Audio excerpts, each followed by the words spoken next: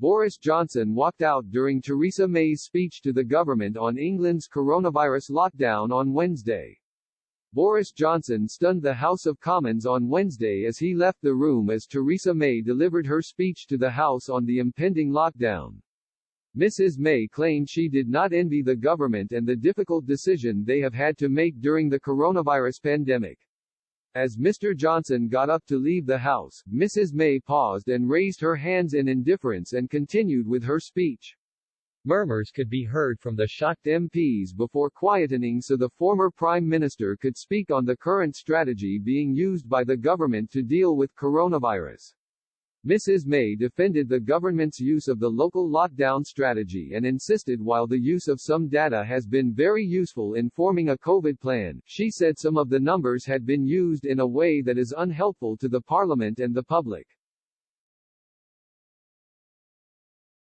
She said, "Can I, first of all, say to my right honourable friend that I don't envy him and the government and the decisions they are having to take and the difficult position they find themselves in.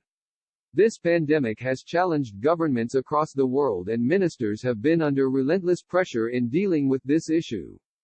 Just as ministers are making tough decisions, so are Parliament. Parliament will make better decisions if it is fully and properly informed." Mrs. May also claimed she had looked at the idea of a circuit breaker to combat the virus in September.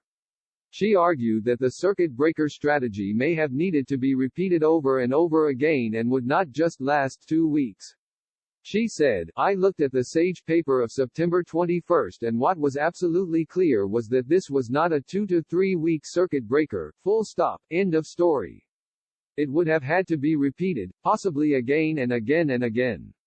I doubt if any economy could have borne the irreparable damage that would have done with the impact on lives of which would have been significant." Ms. May also went into greater detail as to why she felt some of the data was being used unhelpfully. She said, "It appears the decision to go towards this lockdown was partly, mainly, to some extent based on the prediction of 4,000 deaths a day.